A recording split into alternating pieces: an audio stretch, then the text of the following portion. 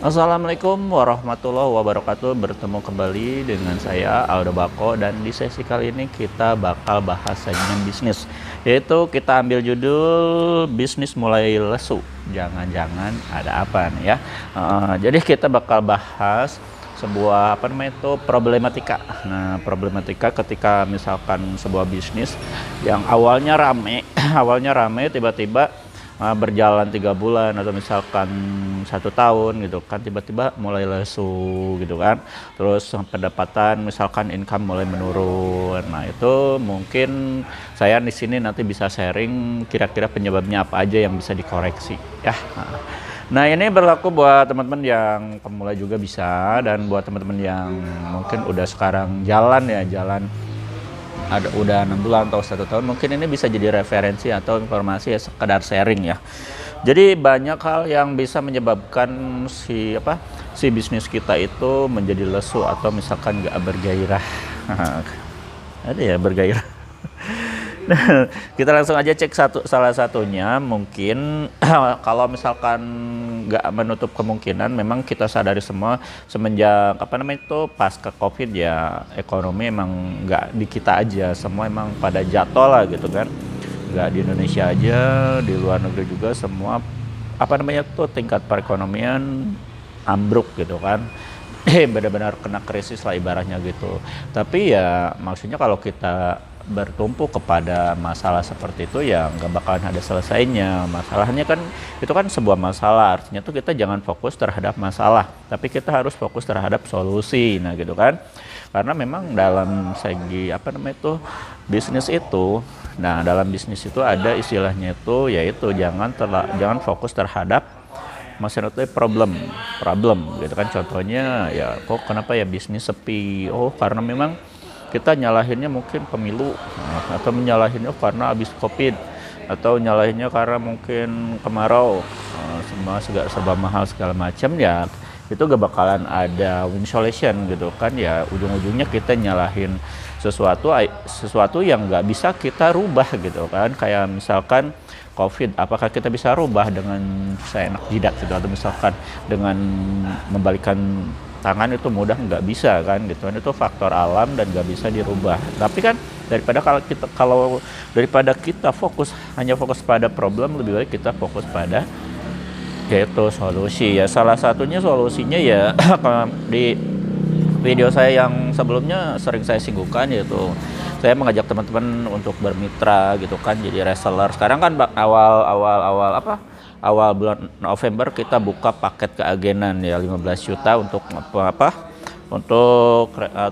customer baru. Dan gitu kan, untuk informasi lengkapnya teman-teman nanti langsung aja japri kita ya di 0821 2025 7007, dan nanti sharing aja sama adminnya untuk perihal peluang paket usahanya gitu kan. Karena di sini kita nggak bakal ngebahas tentang paket usaha, tapi di sini kita bakal ngebahas segmen yang lebih di depan lagi. Artinya tuh ketika customer gitu kan udah beli paket usaha, udah jalan usahanya yang awalnya rame, tiba-tiba lambat laun kok usahanya makin menurun gitu kan, income gitu kan, pendapatan makin menurun.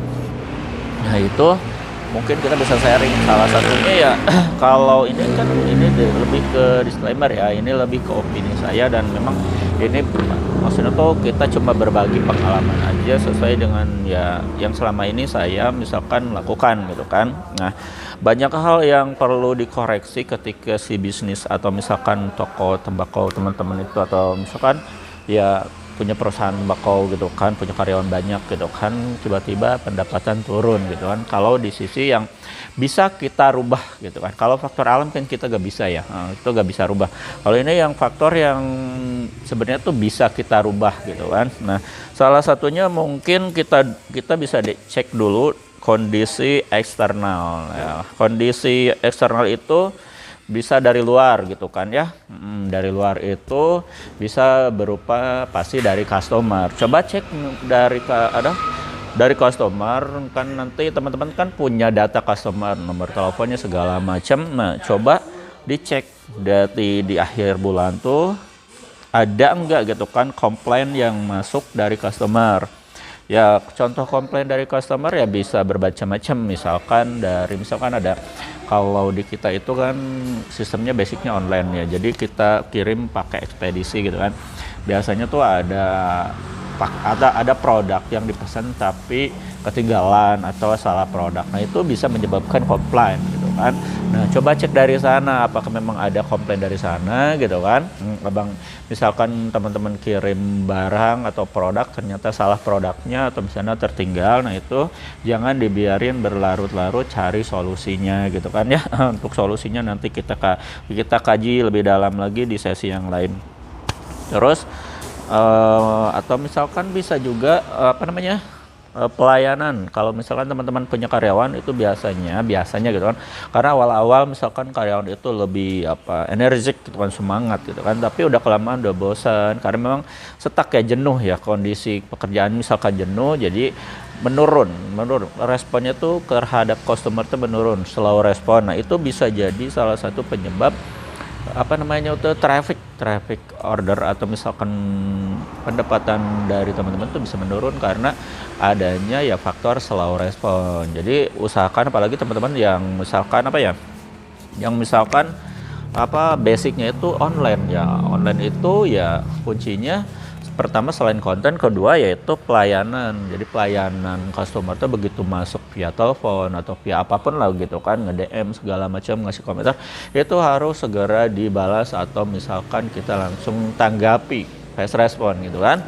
Nah, itu karena itu berpengaruh sekali terhadap traffic order ketika kita lemot lah atau istilahnya slow respon. Jadi jangan menyepelekan hal yang sebenarnya tuh kecil gitu, nanti aja dibalas soalnya nanggung. Nah, itu sebenarnya lama-lama bisa jadi bom waktu buat yaitu bisnis kita. Nah, itu ya, pesanan ada yang salah atau yang itu, terus kita khususnya owner gitu terlalu slow respon gitu kan. Mulai slow respon juga berpengaruh gitu terhadap customer ya. Nah, terus hal eksternal itu bisa dipicu dari misalnya ekspedisi. Kalau di kita itu ekspedisi, misalkan kita kan kirim pakai ekspedisi. Nah, biasanya itu ada komplain, itu biasanya kok estimasi nggak sesuai. Biasanya harusnya nyampainya 5 hari, dalam estimasi jadi nyampainya 10 hari, 8 hari. Nah, itu bisa jadi sumber komplain. Nah, itu sebenarnya bisa dibicarakan ke bagian ekspedisinya, atau teman-teman misalkan ya nyari ekspedisi yang paling cepat lagi. Tapi kalau menurut pengalaman saya ya, untuk perihal ekspedisi ya, karena kan ekspedisi itu dibagi beberapa kelas atau apalah ya, pokoknya ada yang ekspres gitu kan, ada yang reguler, kalau di itu kan ada yang ada yang trucking gitu kan, ada yang kargo. Nah, itu pilihan untuk teman-teman supaya misalkan bisa memilih, itu estimasinya tuh berbeda. Jadi kalau misalnya pakai ekspres, antara ekspres sama kargo biasanya tuh lebih cepat ekspres. Nah, kalau kargo ya lebih agak lama, tapi dia tuh lebih ekonomis harganya biasanya kan gitu kan. Tapi yang jadi masalah itu bukan masalah nilai ekonomis atau misalkan mahalnya, tapi yang jadi masalah konsumen biasanya itu yaitu pengiriman terlalu lambat. Nanti mungkin bisa dibicarakan dengan ekspedisinya, ini kok bisa lambat gitu kan. Nah, itu bisa nanti teman-teman nyari ekspedisi yang menurut teman-teman estimasinya tuh tepat gitu kan. Jadi kan biasanya antara ya, misalkan kalau misalkan saya kirim ke Jakarta, contoh dari Cianjur ya, kita kirim ke Jakarta itu estimasinya tuh 2-3 hari. Nah, ketika 2 atau sampai 3 hari ternyata 5 hari baru nyampe, nah itu si konsumen bakal komplain. Kita juga wajib nanyain ke ekspedisi, kenapa kok ini produk atau misalnya paket kita jadi lebih lambat daripada biasanya. Itu ajukan aja, karena mungkin biasanya ya kalau misalkan itu terjadi, biasanya satu overload itu, jadi paket yang ada di ekspedisi terlalu banyak, terus jadi lambat gitu kan prosesnya, terlalu numpuk lah, overload istilahnya. Yang kedua, mungkin karena transit biasanya gini teman-teman, biasanya si produk itu kan suka transit dulu nih, misalnya ke tempat A, dari tempat A ke tempat B transit dulu. Nah, biasanya itu ke bawah, maksudnya ke bawah keluar. Nah, itu ketarik lagi ke mobil gitu kan, bisa ketumpuk paket-paket yang lain, itu juga bisa biasanya gitu kan. Atau misalnya si paket harusnya transit dikirim nanti sama kurir, tapi Enggak keluar, dia masih di dalam, jadi kebawa lagi. Nah, kebawa lagi sama apa namanya itu trucking atau misalnya kargonya kebawa lagi, jadi dia jauh lagi muter. Nah, itu biasanya penyebab apa namanya itu si paket lambat atau misalnya pengirimannya tuh jadi lambat. Terus atau mungkin ya berpengaruh juga apa namanya itu adanya kompetitor baru. Nah, kompetitor baru juga ini emang berpengaruh sih sebenarnya. Karena ketika kita main sendiri ibaratnya sama ada kompetitor, memang bakal ada perubahan yang mungkin signifikan gitu kan. Apalagi misalkan si kompetitor itu menjual produk dengan brand yang sama. Nah, makanya itu biasanya itu kalau di ya mayoritas culture di kita itu budayanya tuh pasti kita itu lebih dominan untuk perang harga. Biasanya kompetitor biasanya mereka itu melakukan namanya tuh perang harga gitu kan. Ketika mereka melakukan perang harga ya otomatis konsumen bisa misalkan bisa pindah. Tapi ya saya kalau untuk saya pribadi memang tidak menganjurkan untuk teman-teman membalas untuk yaitu perang harga kembali, karena itu nanti akan jadi bom waktu ke depannya, karena memang itu sangat berbahaya. Apalagi misalkan kompetitor kita, karena kan kita nggak tahu nih, contohnya kompetitor kita itu dia misalnya modalnya lebih gede dari kita gitu kan, otomatis dia bakal membeli produk lebih banyak, sedangkan untuk pembelian sebuah produk makin banyak dia makin ekonomis, karena makin ekonomis itu pertama ya harga bisa jadi lebih murah gitu kan. Contoh misalnya dari seller ke agen, dari agen ke distributor itu harganya tuh berbeda. Misalkan kalau kompetitor kita punya modalnya gede banget, dia bisa jadi distributor, nah kita bakal kalah. Nah, makanya untuk mensiasati seperti itu ya mungkin boleh lah gitu kan, untuk sedikit-sedikit kita main perang harga, tapi itu rawan gitu kan. Mungkin kalau menurut saya pribadi, saya lebih tertarik untuk memberikan loyalitas gitu kan, seperti memberikan gift, cashback, reward, atau misalnya teman-teman bisa bikin voucher, beli 10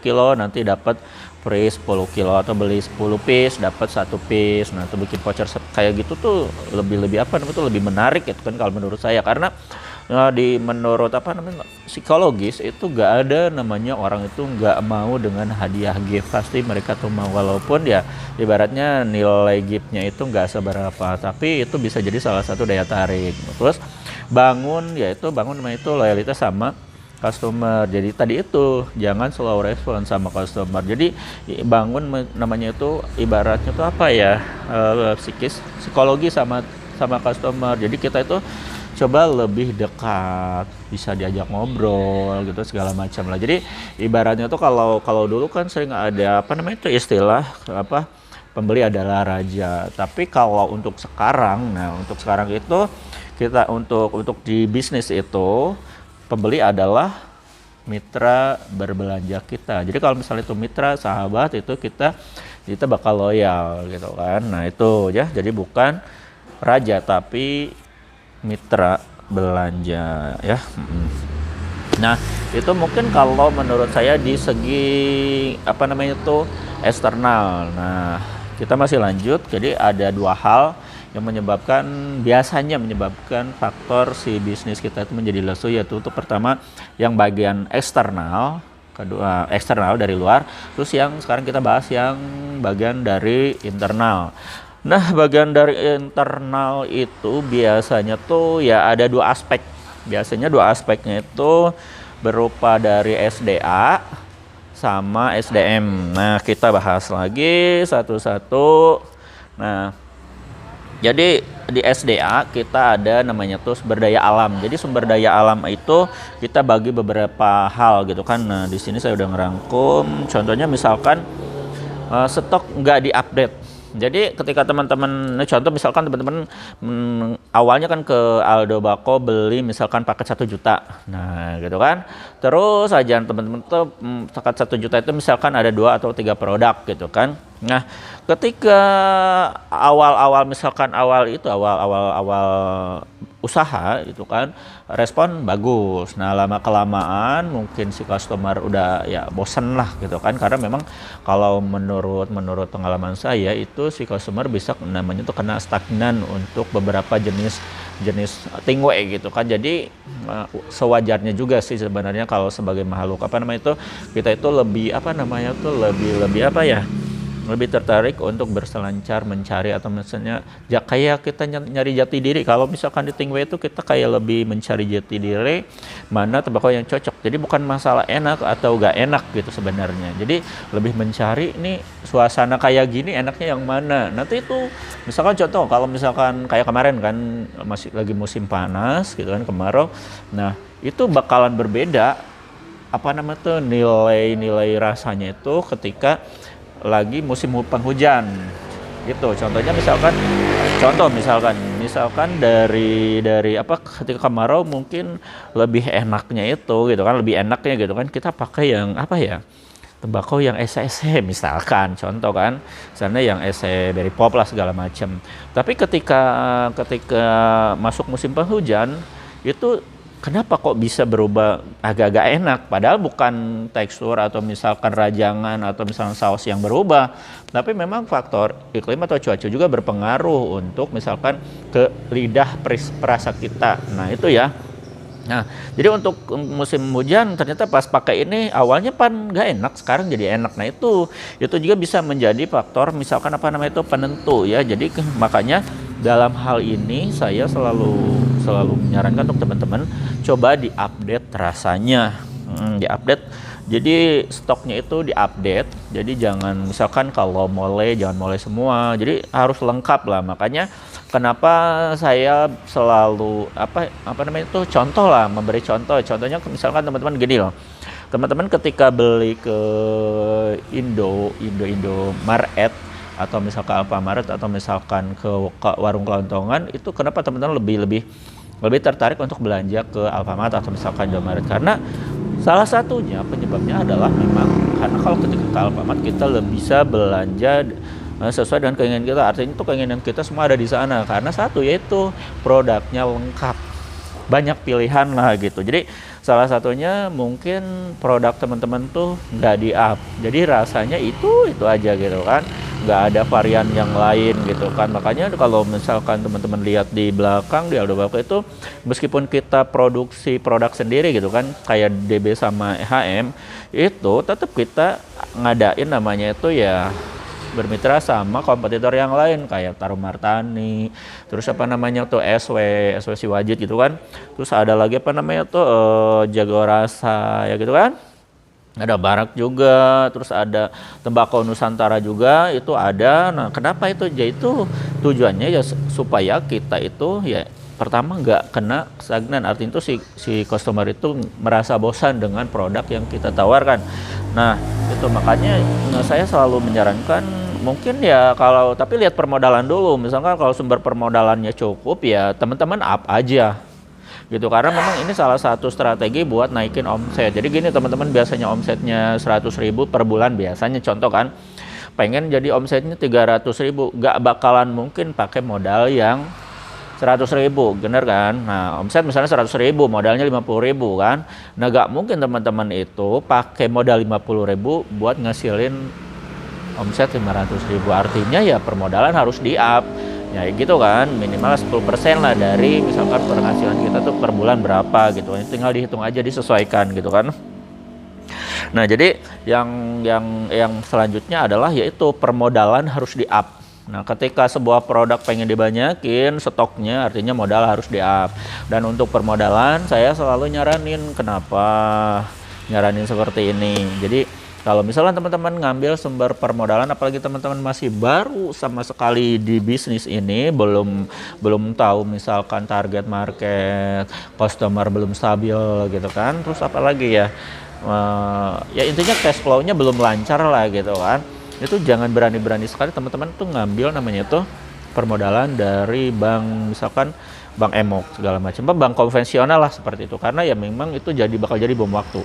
Nah itu pernah saya bahas ya di apa namanya tuh di YouTube saya, yang pokoknya nanti scroll aja ke bawah lah, ada saya pernah bahas itu konten itu.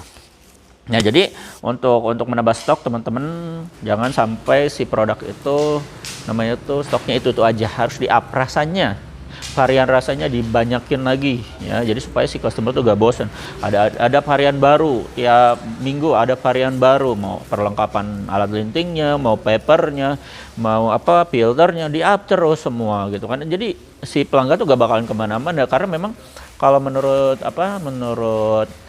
pengalaman saya ya si customer itu dalam 1 bulan itu pasti mereka bakal nelpon atau nanyain, bang ada produk baru nggak, ada produk baru. Itu menurut pengalaman saya ya, itu dari segi SDA. Jadi biasanya dari permodalan. Nah, jadi permodalan harus di-up, produknya dibanyakin. Nah, sekarang kita beralih ke faktor SDM atau sumber daya manusia. Jadi kalau di sini, nah ini kompleks, banyak banget hal-hal yang harus diperhatikan. Nah, ini sudah saya ini. Nah, satu adalah skill. Apalagi teman-teman yang misalkan basicnya tuh mau di online ya, itu kan teman-teman memang wajib sekali tiap bulan itu di-up skillnya. Jadi skill berbisnis maksudnya gitu kan, bagaimana cara public speaking, cara closing, cara melayani customer gitu kan. Contohnya kayak model begini lah, misalkan ini salah satu tips ya, salah satu tips kita dalam closing atau misalkan melayani customer itu jangan sampai customer atau calon customer kita menutup pembicaraan lebih awal gitu kan. Jadi lebih awal, terakhir gitu kan. Jadi contoh jadi kita harus yang mengakhirinya. Contoh misalkan gini, oke bang, misalkan saya minta paket yang 500.000 saya kirim, misalkan ya abang kirim, ini bang produk-produk kita. Nah, oke bang, makasih ya. Nah, itu kan nggak ada pertanyaan lagi ya, cuma pernyataan. Nah, itu jangan sampai dia yang nutup percakapan. Jadi harus kita yang menutup percakapan. Misalkan dia bilang, oke bang, makasih ya produknya nih, udah saya mau pelajari dulu. Ya oke, sama-sama. Pokoknya pokoknya harus diusahakan kita yang menutup pembicaraan. Itu salah satu contohnya kan. Nah, apakah teman-teman pernah berpikir seperti itu? Ya enggak kan. Terus kayak model trik marketing seperti trik kepepet lah gitu kan. Istilahnya itu trik kepepet ya. Trik kepepet itu contoh misalkan kayak gini. Misalkan tinggal beberapa hari lagi gitu kan.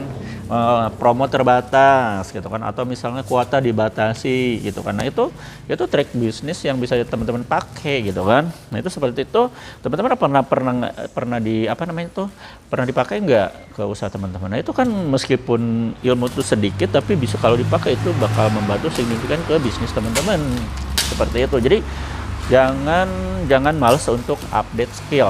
Nah, teman, padahal untuk di zaman sekarang itu ya banyak buku yang bisa teman-teman baca, banyak banyak informasi di media sosial juga banyak gitu kan yang ngajarin tentang bisnis. Itu teman-teman ya kalau misalkan scroll itu jangan scroll, hiburan aja. Nah, nyari informasi tentang bisnis itu ya. Terus ada juga masalah lain biasanya tuh yang nggak lama-lama jadi stuck itu biasanya karyawan bosan karena memang ownernya yang nggak loyal. Nah, jadi ini buat teman-teman yang punya karyawan, diusahain teman-teman tuh harus loyal karena ada istilah kalau misalkan bukan loyal, royal ya.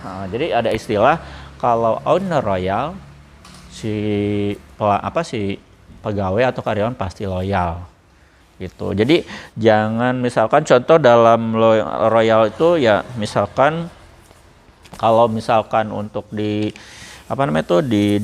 hal ini mungkin teman-teman bisa menciptakan kondisi tempat pekerjaan si karyawan itu jangan terlalu ya ibaratnya tuh menekan lah. Jadi ciptakan suasana yang enak, rileks gitu kan. Tapi tetap kalau untuk hal-hal yang logistik kita tetap ketat gitu kan, tegas lah gitu kan, karena memang itu menyangkut ya customer gitu kan. Tapi untuk hal yang lainnya seperti teman-teman memberikan contoh misalkan dalam hal ini tuh kasih reward misalkan kayak gini dalam tiap bulan kalau nyampe target misalkan 100% gitu kan nanti kasih reward. Nah, rewardnya kan banyak, bisa langsung uang cash kayak gitu kan, bonus itu kan, atau kasih baju atau misalkan makan-makan. Nah, itu tuh nanti bakal merangsang si karyawan itu ya ibaratnya semangat gitu kan, karena dia tahu di depannya, di belakang nanti di awal bulan ketika target tercapai bukan gaji aja yang didapat tapi juga misalkan reward atau bonus. Nah, gitu karena ya Atau misalkan bisa